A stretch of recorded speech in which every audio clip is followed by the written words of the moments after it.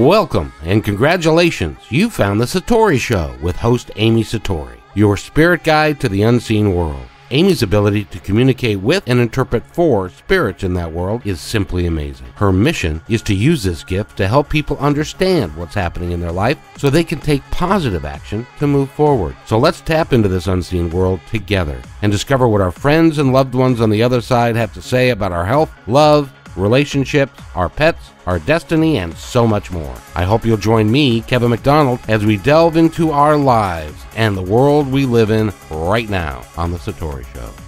And welcome to the show, everybody. My name is Kevin McDonald, and you're listening to a podcast of The Satori Show, starring with your host, Amy Satori. And I guess you are starring. You're a star now. How about that? I just made you a star. Hi, Amy. How are you? Bored. I'm good. Oh, good. Yeah, the way this works, for those of you at home, is that we get together on Sunday and we put together a couple of podcasts back to back, and then we put them up online for you to enjoy them. And I want to reference the podcast that we just finished doing with Christian Bayer, and he is a phenomenal twin flame, and he's gotten together with his twin flame. And I want Amy to kind of walk us through a little bit more about the twin flame phenomenon, and because she is becoming a real expert in that whole process, and she can answer a lot of your questions. So if you've got questions for Amy about the twin flame phenomenon and your role in it, you can always go to amysatori.com and get in contact with her, and she can talk to you about your twin flame. But Amy, first, there's three things I want to touch on here today. I want to touch on twin flames some more. Then I want to touch on, which Christian brought up in the last podcast, which was setting your intentions. How do you set your intentions? From somebody who's never even thought about that was even possible, how do you go about that process? And the third one is, you are a remote healer, and you can work with people from all over the world, from wherever they are, to help them heal what is going on with them. And I want to walk through that process, and and Travis is on the line with us as well.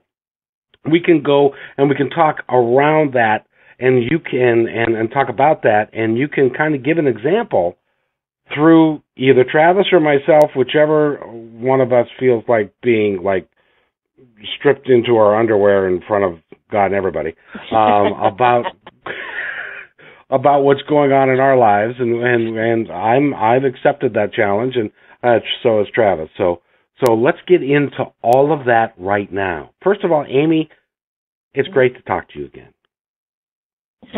Thank you too. Always a now, pleasure talking to you. Tell us more about the twin flame phenomenon and things that we may not have picked up on. As an example, you had said that the divine feminine is getting really frustrated because the divine masculine is being, a typical man, and we're kind of sometimes not all that bright. And so we're taking a long time to come around. Explain a little bit more about that. Yeah, it's called the separation. And the separation is, can be a day, a month, a week, years. It can be any length of time, but basically it's kind of like the carrot that God of the universe dangles. You guys meeting is the catalyst that is like the carrot that God dangles for you to want to develop. It's like it causes this big fire or this spark to ignite something between the two of them that just makes them start advancing in their lives in a big way. They make massive changes when they meet. And a lot of times it kind of strikes the masculine off guard because it's not necessarily what he was expecting to happen, and it's not in the shape, the form, or even the age that they were expecting, and they back off away from it and kind of freak out a little bit, and they're very, very scared to get hurt again. So there's the part of them that's like, I don't know what I'm doing, and and it's just kind of like a higher level or a higher caliber of relationship than they're used to, and they can sense it and they can feel. There's a part of them that knows subconsciously that this is going to cause big ripples in their life, big ripples. So depending on the development of the masculine and the feminine and where they're at in the process, they're going to take some time to kind of harmonize. And a lot of times the feminine is a little bit more advanced in some ways, like they've been through a lot of stuff. They've been through a lot of ups and downs, a lot of horrible relationships, and so has he. But a lot of times the feminine is kind of feels ready, or I guess you could say in a way more needy when they first meet, because they're like, okay, let's go. But what they don't realize is they need to go through a lot of stuff that that it would kind of, if they were to get in the relationship right away, and some of them do, it's really chaotic, and it can be really problematic if they're not ready for it, because it is a catalyst for change big time. So they don't realize that the separation is actually quite a blessing, because they get time apart to really grow and to forgive things in their past with their parents. They go through this whole process of like developing their own worth, standing on their own 2 feet. A lot of them have been kind of dependent on men in their past. They've given their power away, even been abused.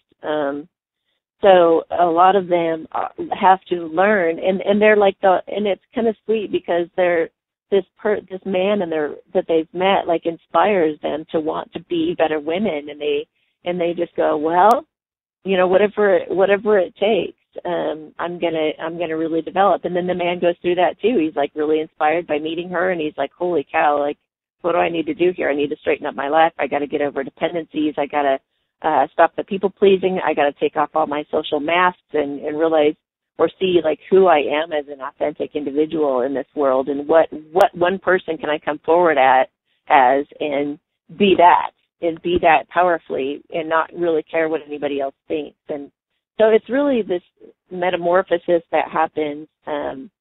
But in some cases, that can be a short period. Like with Christian, it was, a month or something like that, I think. But he was able to make a lot of breakthroughs in his own process, because he was so mature, and he just was open. He was just wide open, which is key, because most of us will resist the very thing that we need the most. Isn't that the truth? For quite a while. Yeah. So I encourage you. Oh, yeah. Well, I encourage you to listen to the podcast with Christian in it, which will be episode 27. And that one is extraordinary from the standpoint that he's 25, she's 40. She's taller than him. He had no intention of getting together, but then the universe just, like I said, hit him over the head with a 2x4.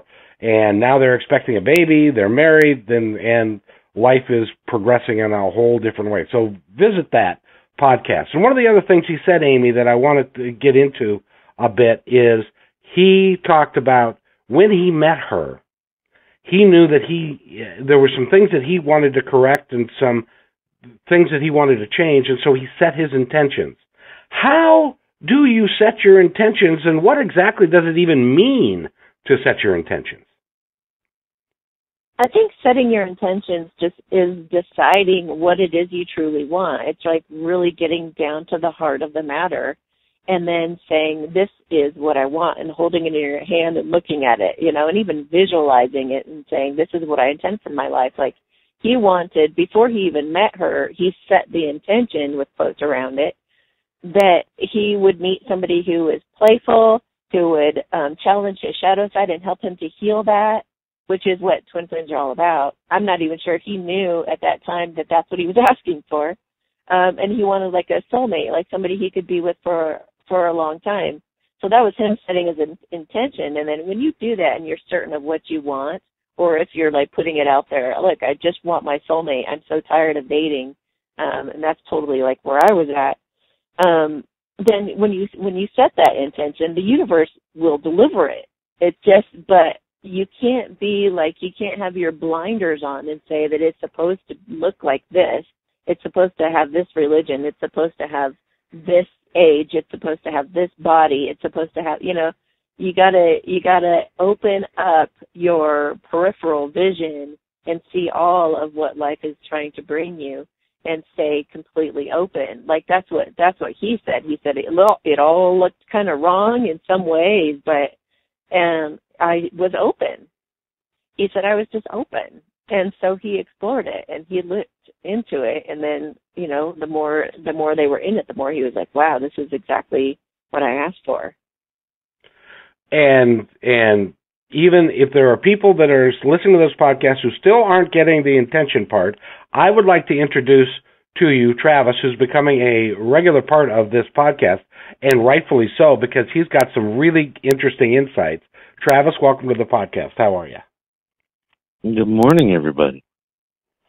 And I would like to, if you're open to it, Travis, I'd like Amy to work with you for a couple of moments to help you set your intentions for what you would like your life to look like in the coming years. Are you willing to do that? Yes, I am. Amy? Okay, undress the man in front of the class, and I'll chime in a little later. Well, Amy, in this Travis. instance, we are all creators because we're all in God's likeness, right? So we by nature attract what we set our intentions on. Now you can subconsciously set your intentions for self-sabotage, by the way. But that's why it's important that you know what you want. So this is really going to be more work on your part, because it's about, and I don't even know if we can, I can do healing on the air with you, but I'm not sure. This is really an internal process. It's an unfolding where you're taking a look at, you might date somebody and you're like, yeah, I don't like that aspect, but I do like this, and then I do like that, but I don't like, it's like a lot of comparison. And then once you figure out the end result that you want, it's like saying, God, this is what I want. And that's setting the intention right there. It's just, this is my wish. This is what I want. Like I said, Christian had 3 criteria of what he was looking for, and he found it. But yet also, keeping that open for something that really feels right and fits right. So, I don't even, the question's really vague in terms of, you're setting your intentions, but what is something, I suppose, that you want to have happen in your life?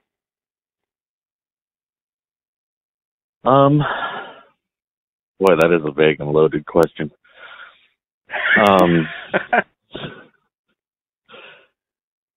I am... how about, all right. Yeah? Well, I was just going to say, and maybe I've got this wrong, but is it about the intention of having the relationship, or is it more about setting the intention to be the best you can be and allowing the universe to work its magic that you're not actively looking for or working for? It's just you're setting the intention of being the best you can be and let everything else show up as it's supposed to. Is that kind of, am I wrong in that? Well, it's been brought up. Yeah, go ahead, it's been brought up in past podcasts that you don't try and go after somebody to complete yourself. I think is what you're getting at, Dad.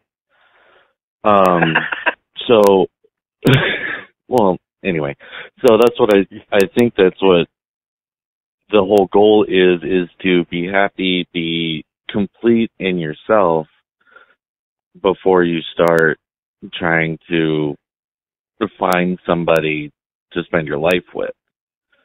Well, does that make any sense? That's a really good point, because that's what happens when twin flames meet, is they ignite that want, that desire to be better.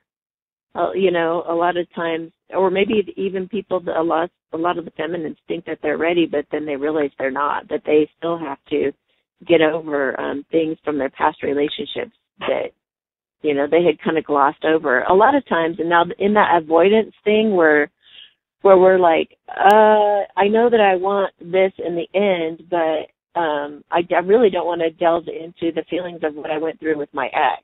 Like, that's just really uncomfortable to go through. So we'll push it aside. Like, a lot of people that I talk to, I tell them, like, a technique or a tool to use to go subconsciously and kind of unravel a lot of the hold that some of these past things have on them.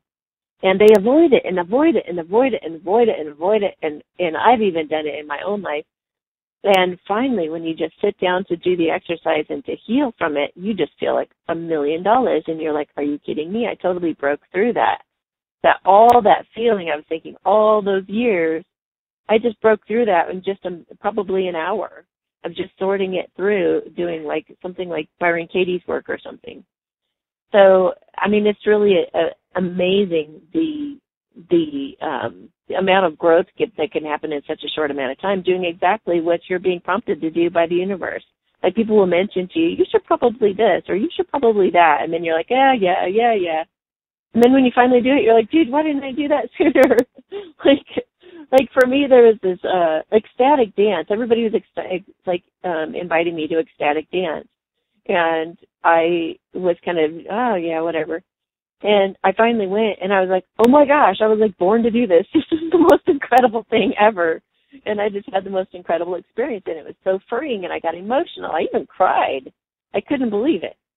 So it's like God is always trying to show us how to heal and what to do to progress. And ultimately, it's like our higher selves already know what our intentions are. They already know even better what's better for us. And it's always trying to pull us forward into that, our highest reality. And, like, our higher selves, like, their favorite thing in the whole world is to have synchronicities come together and to create, like, this big miracle, like fireworks. So it's always trying to pull you forward anyway. So even if you, like, say you have some kind of little intention, like, I want to make $5,000, or, you know, you set your intention on something like that, your higher self is going, dude, you're going to make like 10 million. What are you talking about? This is hilarious, you know? So, but you're going to be pulled forward as you listen to your intuition, and as you keep opening your heart and you listen from within, and you keep going toward these little promptings and signs and synchronicities in your life, you're going to be pulled toward your ultimate reality, the ultimate thing that's going to cause you happiness or create that happiness in your life. And it's going to develop you all along the way. It's a very natural unfolding. So I think the main point is to decide what you want and let it go completely. Like, I tell some of these defined feminines, they're like, but I just want to be with him. And I'm like, you're just not ready. You just have to set your intention that this is what you want, or this type of relationship is what you want. Something healthy, something that's really that can grow you, that can challenge you, but heal you too. And then you just completely let it go and let the universe just take the reins, and you have to be willing to do the work. You can't just sit on your butt and not do anything and sit there and blame the masculine for not showing up. You know, that's really silly. And some of them actually, I think that. They're, you know, but then you have the girls that are really. Travis, what are you doing? I know, it's like, are you moving around? Well, don't worry about it. You know, you're affecting the quality of the podcast, young man. I'm in the middle of creating a positive space. Okay, very good. Okay, Amy, I have a question for you. If your higher self is aware of what your intentions are, and ultimately that's what your higher self. Right. So, give us an exercise. Tell the audience a way to get out of your own way and let God do His magic. How do you get out of your own way? Okay. Every time that you go to do something, think about a way that you could think about, like, don't think about the end result of what you're trying to get to, but go toward happiness in any given moment. So, like, when we get done with this podcast, we're going to walk outside. And where are we going to go? What are we going to do? What could we do that's like the funnest thing to do right now? What would bring us the greatest joy? You always want to go toward your happiness, toward your joy, toward your enjoyment in every given moment. So it's like moment to moment. Either you want to be in a state of eager anticipation, thinking something wonderful is about to unfold for you, without that looking like anything necessarily, but kind of like a child goes forth in life, like, what is this? What is that? You either want to be in that state, or you just want to be happy and doing something that you're enjoying doing as much as possible. And you just let that lead you. And it may be a kind of a crooked path to what you want, but it's going to ultimately take you there. It's when we say, oh, well, I got to go do this drudgery thing, and I got to go do this miserable job, and I got to go do this. That mucky energy keeps you kind of stuck. So the more you can free your mind up in any given moment, and the more that you can stay in the state of enjoyment, the faster you're going to get to your end target, your end result. That's a really hard specific, but yeah. Well, it's a really hard. Go ahead. Well, that's the thing that gets in the. Here's really oversimplifying it. The thing that gets in our way from progress is thinking. So if you can clear your mind and just be free, and the only reason we think is to try to solve problems.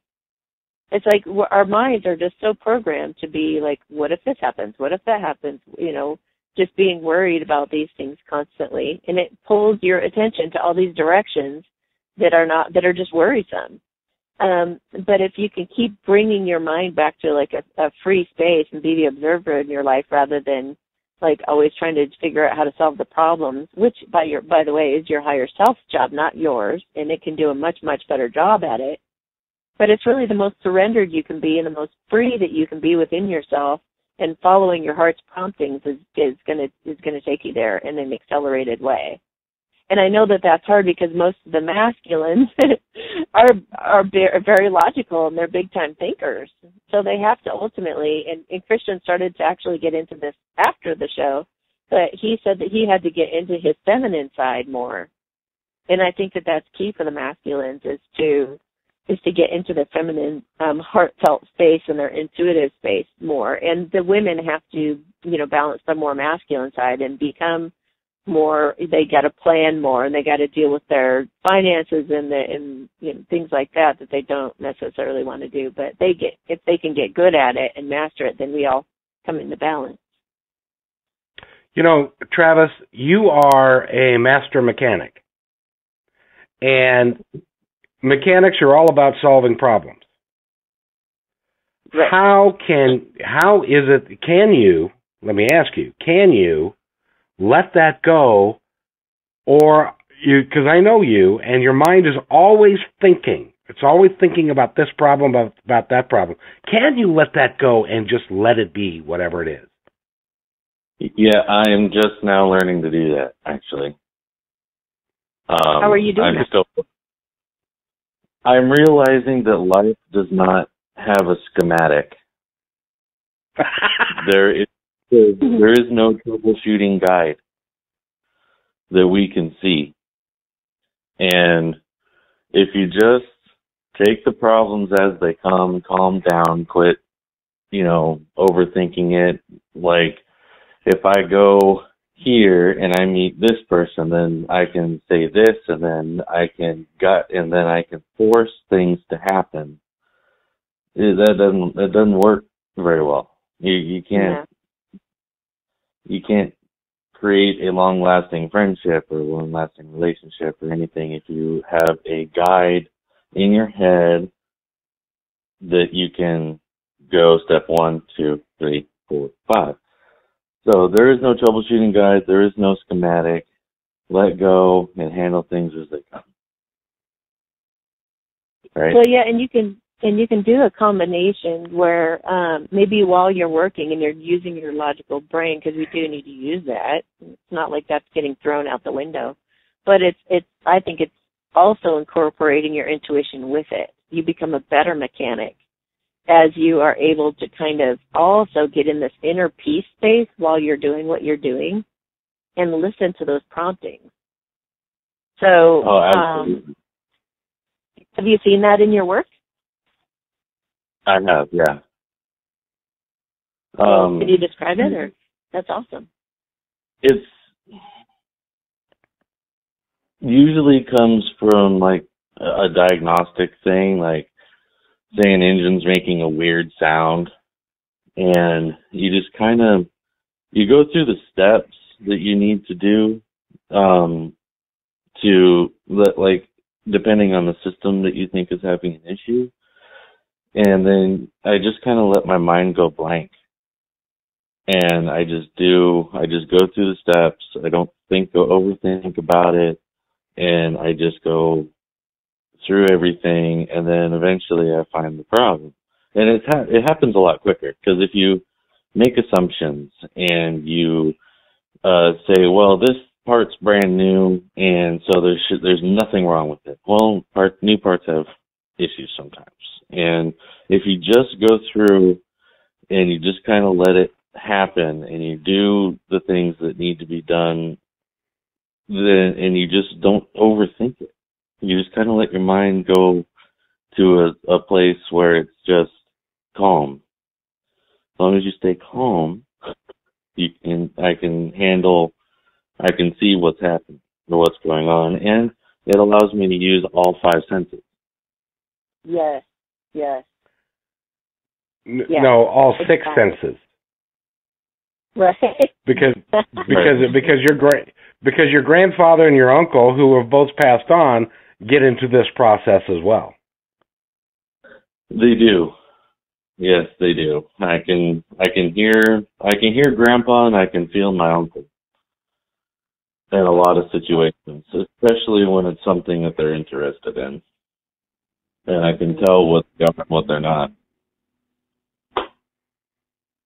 Oh yeah. So now having discussed intentions a little bit, there's an aspect of Amy's work that, by the way, go to amysatori.com and you can talk to Amy about a wide range of things. If you want to talk to somebody who's passed on, if you want to talk about what's going on in your own life, your own twin flames, if you want her to help you heal, she can do that remotely as well. Amy, how does that work for you to help people heal remotely? Yeah, I had a recent order from Australia, and all she said, "I'd like you to heal my chakras, please." And I thought, okay. So every night I would take a little time to think about her and say a prayer and do a blessing for her. And all week. I was working on her also for my sleep, but and I would see that her, some kind of, what I see is like, I'll scan somebody's system intentionally looking for something, whatever that is. So if I'm working on somebody's chakras, I just go through each chakra in my mind's eye, and I picture like a blank body, and I, my intentions to go through and find the chakras and any issues with the chakras. So one would stand out. Kev, to me actually right now, Kev, as I'm doing this, because I'm seeing an issue in the heart chakra.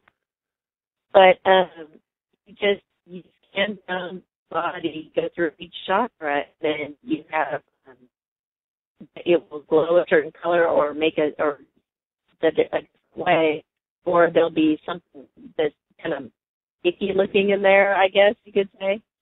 And you just learn to play with energy, and there's all these colors involved, there's texture. So if they want me to specifically just go through their chakras, what I do is I just kind of, I almost ask each chakra, like what's going on with you? What do you have to say? Like, what's going on? And then it will communicate with me what the issue is. Or, like, normally people don't specify the chakras, but they'll just say, can you, just work on some of these health issues that I have. They'll say, I've got asthma, or I have, some kind of an ailment. And then I'll just scan their energy field and look for what the cause of that ailment is, because it's usually something emotional peace. And it's usually something that is going on in their life right now that's been triggered by something that was happening in their life a long time ago. So, and then some people just sit there and say, okay, scan my body. But not me to be like, scan my body. So I'll just go through and I'll just identify any kind of issues that I feel are going on that are causing, that either are causing them issues or are about to or could, because of the thing. Amy, you're breaking up a little bit. Are you moving around at all? Oh, no, I'm sorry about that.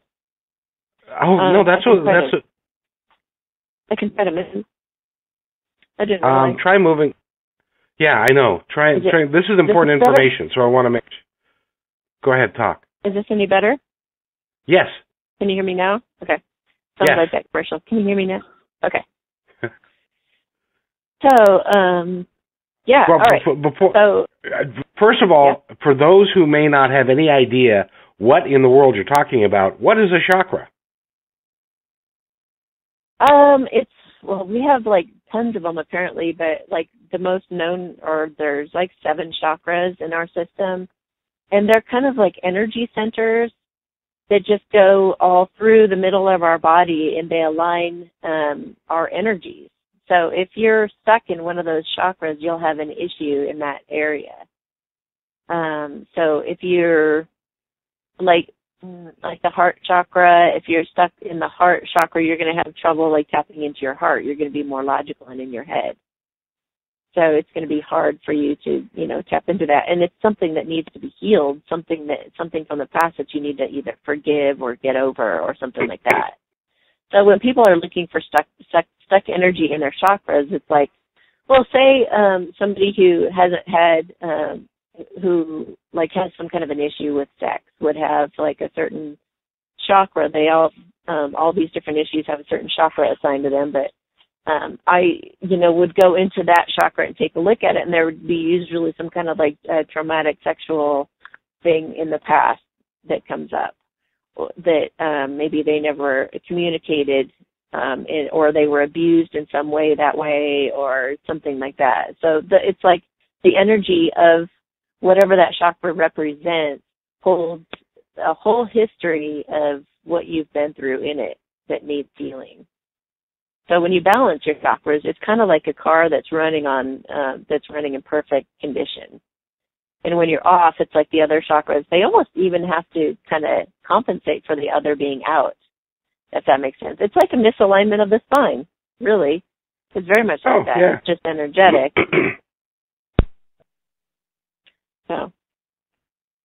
So I got a question for you, since you brought it up, and we'll do a little experiment here, because you're not the first person that told me that my heart chakra is in damaged mode. How would you, first of all, can you look at me and assess my heart chakra and tell me what I can do to fix it, if anything? Yeah. The first thing that I'm feeling off of it is being scolded by your mother. Oh, which year? It kind of feels, it just kind of feels like you're reaching for the candy jar and she's smacking your hand. So it's kind of, I think that this issue for you has to do with you wanting something, wanting to reach for something, but feeling like you're going to get slapped if you do. So, and this could be in any area of your life, but it could be generally that you have a dream that you would like to have fulfilled and are not quite sure if you deserve it. Not quite sure if you feel like you can, or if you'll get in trouble. Does that ring true? Oh yeah. But and I'm this podcast is helping with that quite a little bit, because this is something that I've really wanted to do. But you see, when I was growing up, the interesting thing about this, that you bring this up, is when I was growing up, my mother took the tact that don't praise the child because they'll get a big head. So it'd be like, there are certain things that I remember when as a child, and I'm sure this will resonate with everyone. There was one time that I got motivated. My mom said, before you go out and play, you have to clean your room. I'm going shopping. You go clean your room. And I got motivated. Sometimes you just decide you want to clean your room and you want to do it right and you want to do a really good job. So I did a really good job, cleaned my room really well, and put the vacuum cleaner away where it belonged. My mom came home. And she said, did you clean your room? And I said, yes, I did. She didn't even look. She didn't skip a beat. She said, no, you didn't. I said, what do you mean? She said, the vacuum cleaner's not out. Oh, gee. And so it was like, but no, you always leave the vacuum cleaner out, and you never do this correctly. So it was one of those things that stuck with me my whole life. There was another time when the first time I mowed the lawn, when I was like 10, and my mom came out and looked at it, and she said, "Okay, it looks okay, but it's not good enough. Now I want you to rake the lawn and then remow the lawn." And I was like, "No, explain to me again why I wanted to do this." And so it was, it's always been that negative aspect of if I reach for something, it's like, yeah, are you good enough? Yeah, I don't know that you're good enough to get there. Because that's what I was told as a kid. Yeah, well, while you were talking, a couple of different things happened as well. Like I saw a red, like a spear going through your heart as well, which is anger. So I'm thinking that there was somebody in your past that you loved that with their anger threw a dagger right through your heart. And that's been kind of made you pretty hesitant as well. Oh, yeah. Have an idea what that could be? Okay. Well, it may have to do with maybe surrounding my divorce, maybe surrounding with a group of friends that were a part of my life at that time that subsequently did some very, very hurtful things, specifically at me, and that I didn't understand at the time. I still really don't. But yeah, no, there have been, because I've always tried to be open with people and stuff, and there are people that have been extraordinarily mean to me in my life that just for no other reason because they could. Yeah, and what they're telling me is I'm starting to like work. I have my hands up in the air right now, and I'm kind of like molding and shaping the energy of your heart as you're talking about that. And I took the red thing out, and I'm kind of filling in that hole. And there's like some resistance to the whole healing and coming back together. It's kind of like I'm not worth it. I'm not worthy. So there's a part of you that's still wanting to kind of punish yourself, or that's feeling like just self-sabotage. There's a self-sabotager in there. So let me talk to that aspect of your heart for a second. Hang on. And it's a little bit, it's funny because it's like, it feels like a little bit of shyness. No, you go up there. No, you go first. No, you. Which actually kind of surprises me because you seem so outgoing. But maybe it's just in regards to love. Like putting your heart back out there again, it's just kind of scary and makes you feel like you're just really uncertain. So let's see if there's something we can do about this. Hang on a second.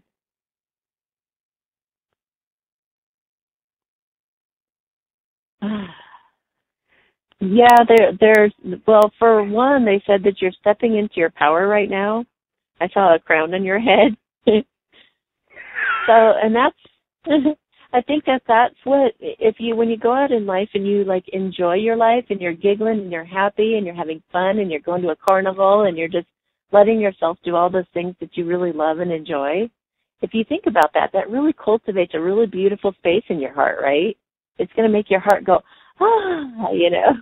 And if your heart is like happy, it's going to be much more receptive of bringing in a new love. So I would venture to guess there are more things in your life that are kind of making you feel a little boxed in than things that make you feel expansive. So I think that this podcast is really definitely helping you to come into that expansive space of, wow, I can kind of step out and be a little creative, and I can have fun, and I can enjoy myself and laugh and talk about things that I enjoy talking about with somebody I enjoy talking about them with. And it's like really expanding and healing your heart.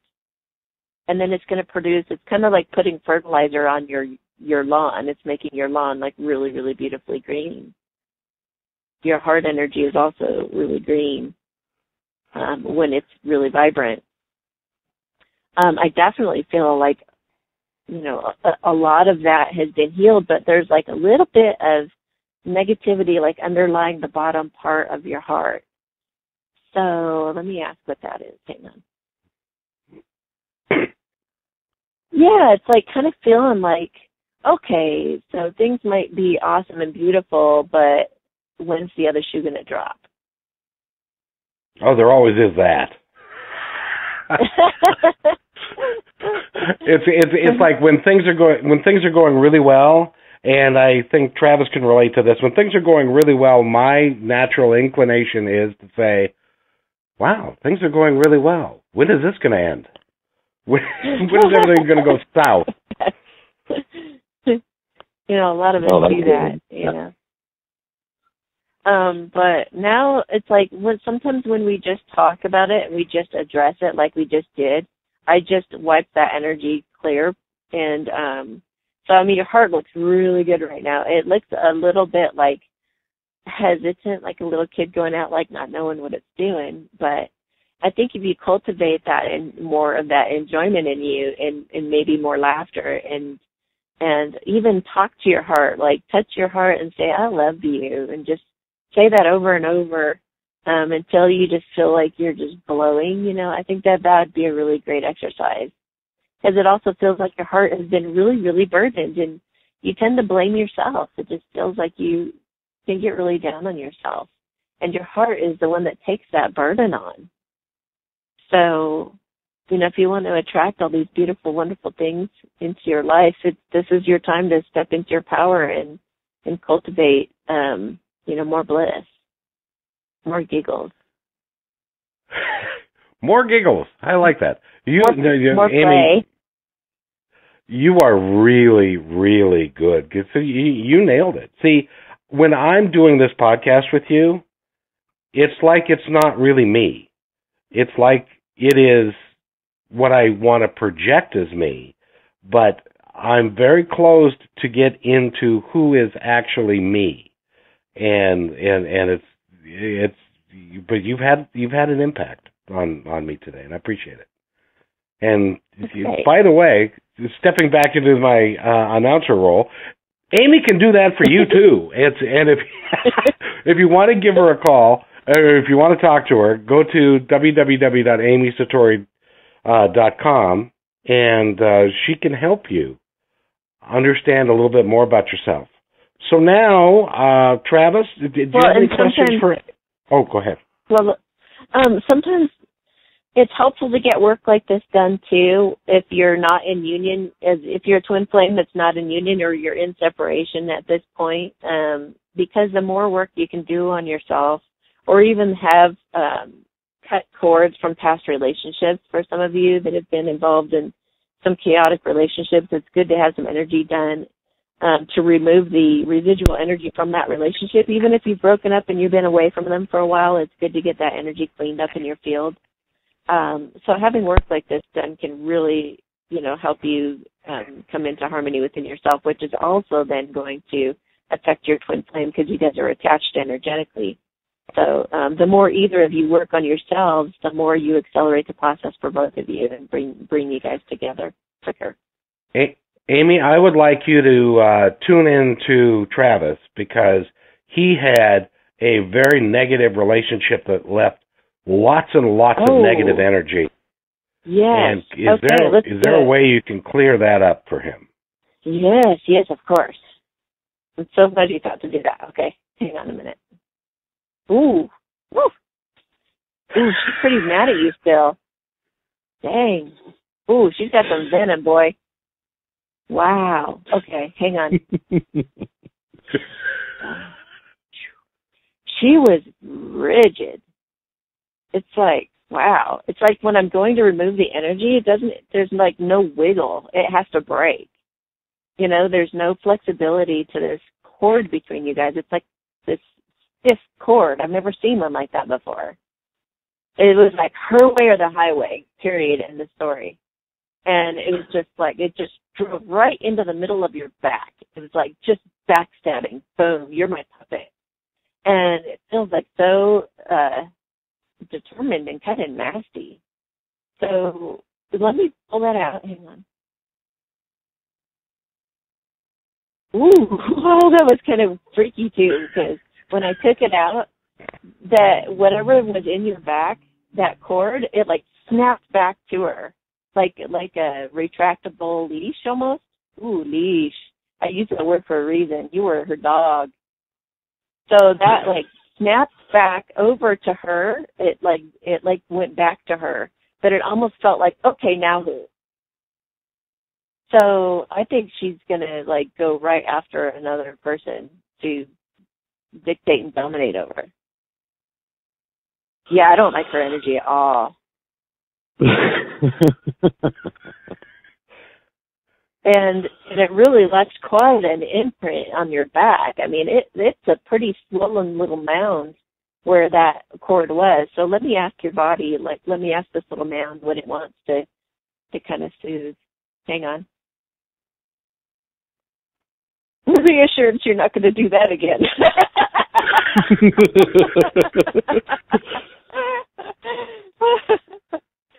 Oh my gosh, I'm curious. Have you had pain in your the middle of your back? It's like right where I actually have pain right there. I mean, not right now, but like I've had a disc problem right there. I've had quite a bit of pain there. Oh, well now we know where that came from. So do you have pain there right now in this moment? I mean, wiggle around and see if you do have any pain. Okay. Okay, I should have asked you beforehand because then we could do it on a scale of 1 to 10 and see how much you healed afterwards. But do you have any pain right now? No, I feel better. That's weird. I don't have anything there right now. It was like right above my lower back. Yeah, that's funny. Like somebody told me they had a headache the other day or something. I was like, oh, why didn't you just tell me? And I said, hang on a second. And then I said, okay, how's it feel now? And she goes, it's gone. How did you do that? And even my brother was just in the hospital. And I was like, why didn't you tell me? Like, I could have been working on you this whole time. And he was, he's like, okay, well, work on me now. Were you going to ask? Travis, describe, you said that's weird. Describe what you mean by that. Well, I almost feel like what she just described just happened. Like, ever since I haven't seen her, I've always felt like there was some kind of an attachment to her still. Ah. Exactly. And they do that because it's like energetically it's like kind of vampire energy. They're attached to you and they keep feeding off of you. And you'll keep thinking about them and stuff like that. So yeah, good job listening to your intuition. And this is why it's so important. Because she did like totally spun on her heels. That energy like retracted back to her and she spun on her heels like, okay, next victim. Like, she wasn't even going to look back at you. But when I first tapped into her, it was like she had a hold. And it was a pretty determined hold. So I'm so glad we looked into this. No kidding. And you described her, Amy, you described this child to a T. She was manipulative. She was controlling. She had an agenda. She stole from him. She took his, for lack of a better term, took his manhood away. She's the devil incarnate as far as I'm concerned. Let me tell you some more about her. Let's see here. She's incredibly, like, in her heart of hearts, incredibly lonely. And she only feels love when she can, manipulate and cause somebody to be their puppet. But the funny thing is, like, even when she gets the affection or the things that she's looking for, it's not even, like, you can never quench her thirst. It's, like, impossible. Because she doesn't even like herself. She's just so hard on herself, and she's so down on herself. I mean, I don't know if she's tried to commit suicide before, but she definitely has that kind of energy of, like, being like, I am tired of being here, and so that's why she's gotten, so that's why she's gotten so cold to where she's just like, my way or the highway. It's because she just doesn't give a, what? She doesn't give a crap. It's like, you do what I want, or I'm just going to move on to somebody who will, because this is the only way I'm even getting the remotest amount of pleasure out of my life, is being able to play you guys like a puppet. This is called the Jezebel spirit, by the way. It's crazy too, because sometimes if a woman wants to latch onto a man, they can put, like, I've heard of women putting spells on them and everything. So men have to be pretty wise. They have to, like, figure out intuitively whether that's the kind of thing that's going on. And it may even be subconscious on her part. It's just the total control factor. They figure out what your weak points are, and then they play that up. They really try to control you with making sure that you know how weak you are and how much you need them. And, I mean, they've got a whole thing they've been doing for a long, long time, and they're really good at it. So it's like, if somebody's making you feel bad about yourself, go the other direction. No matter what the subject matter, no matter what is going on, just get the heck out of there, You did good getting away from her. You did really good. And now, when you get away from somebody like that who's manipulating you and making you feel really bad, it's like it totally frees you up now to meet your twin flame and to meet even a soulmate or something like that, that'll be so much better to you than she was. And that's the ultimate self-love. The ultimate self-love is to get out of any situation that tries to control you and tries to make you conform to what they want. Right. No, she was. Wow. It didn't matter what it was. If I did something that she wanted, then she wanted something else. Yeah. And it began to feel crazy and weird. It's like, but I'm doing what you wanted, that you said you wanted like a week ago, and now you want what I was doing before I did that. And eventually it got to the point where it was just enough is enough. I can't do it anymore. There's nothing that's going to make this work. There's nothing that's going to make you happy, it seems. And then I was the bad guy for leaving. Right. Yeah. Well, of course, because that was she was grasping for straws. That was the only thing she could think of to guilt you back into coming back. Right. And then she would have trapped you right back into the same cycle again.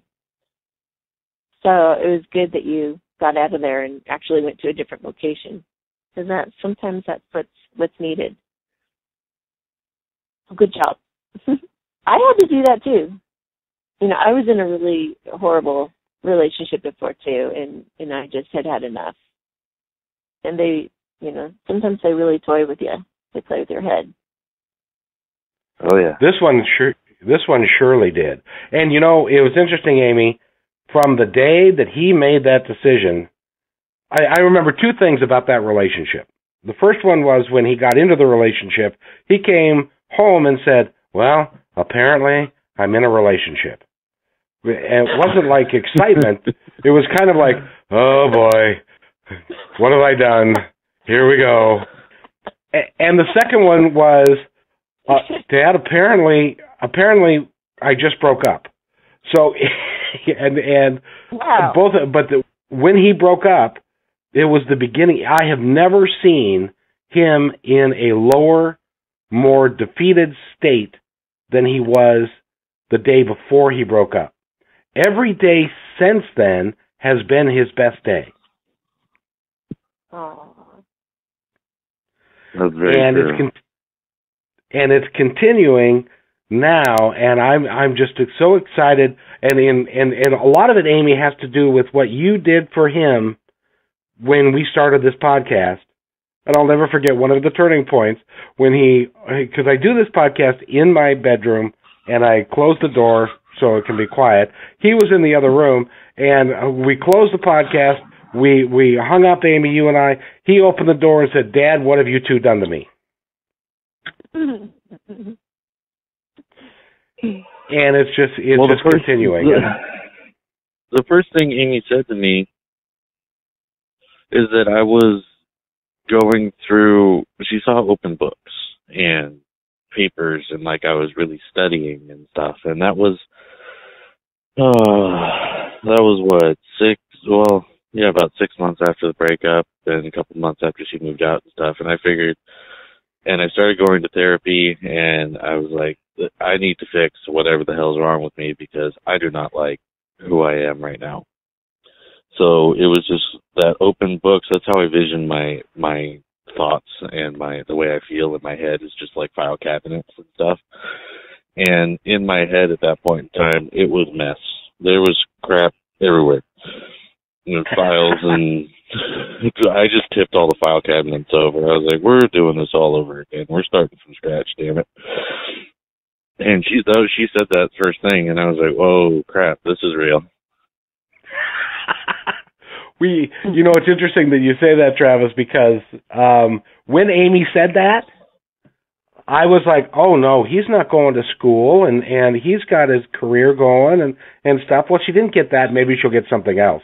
And then you came through the door and said, that was exactly what I was feeling. And so I'm your dad. I've known you for 30 years, and I didn't know that. And Amy, who hasn't seen you in like 10 years and met you briefly, she knew better than I did. It's like, okay, so that's when it confirmed to me that what Amy does is genuine, it's real, she comes from the heart, and it is something that can really benefit you. And you are the guinea pig of the show. I hope you don't mind me saying that. Because the changes that have happened have just been amazing. And by the way, you're not even close to being done. It's just going to continue for you. And Amy, thank you so much for it. I was just going to say, that was something obviously nobody else would know on my thought processes and how I view them. Obviously not even my dad. So it was just pulling that out of thin air was like mind-blowing. Or what I thought was thin air anyway, whoever it is that you're talking to.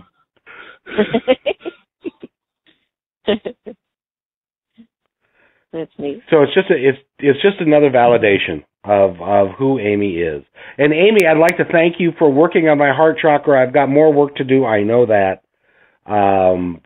but you helped me a great deal, and I appreciate it. Good. You're welcome. And is there we've been doing this for a long time now. Is there anything else you'd like to add before we close this podcast? Gosh, we kind of explored a lot of different things today.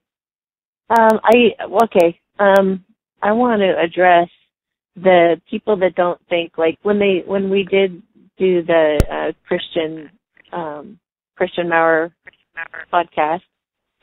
Afterwards, Travis made a comment about how, what were they thinking to get married right away? You got to know somebody for years.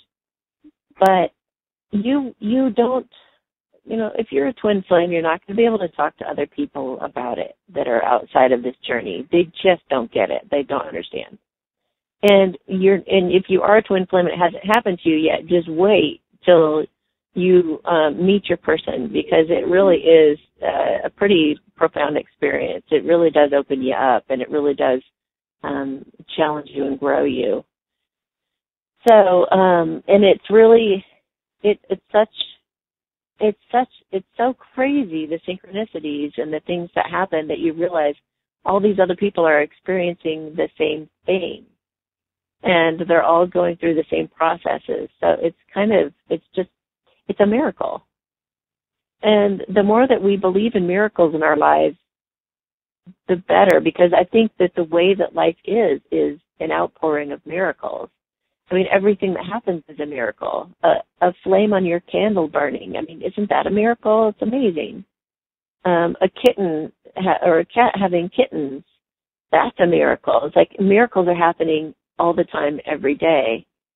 So believe in miracles and believe in whatever it is the universe is trying to pull you to or get you to do or get you to work on. Follow the lead of your internal guidance and go in for that inner wisdom and just follow that path instead of logic, and believe that you will be rewarded for doing so, even if it seems completely illogical, even if it seems ridiculous. You know, if it seems like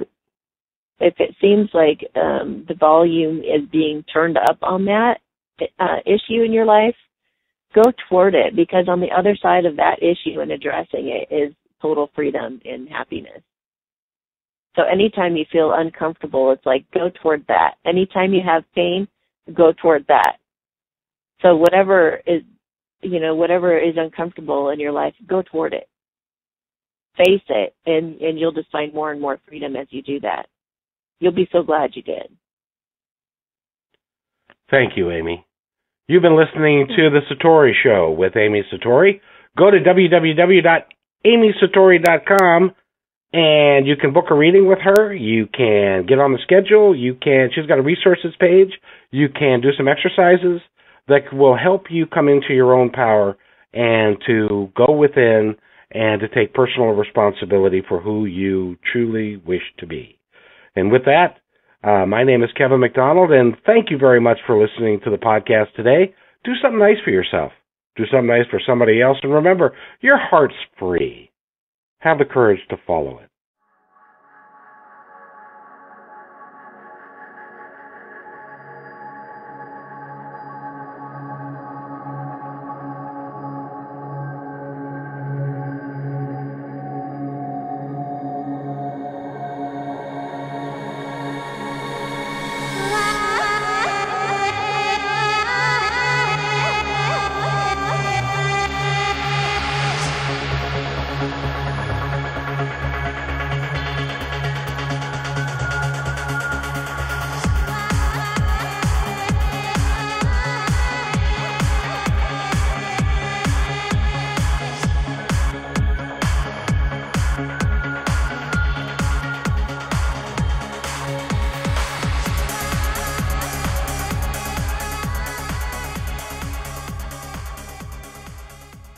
You've been listening to The Satori Show. Please visit Amy's website, www.amysatori.com, to find out more about this incredible talent. The views expressed during this podcast are those of the hosts, guests, and callers, and are not necessarily those of management or the owners of this podcast. What you need to know is that Amy is a wonderful teacher, guide, and communicator for the unseen world. What she does not pretend to be is a doctor, fortune teller, seer of world events, or predictor of what is to come. What Amy presents is real, based on her understanding of the world and communication with that unseen world. As always, you're free to decide for yourself as to what to believe. Regardless, we love and accept you completely just as you are. And thanks again for listening to The Satori Show.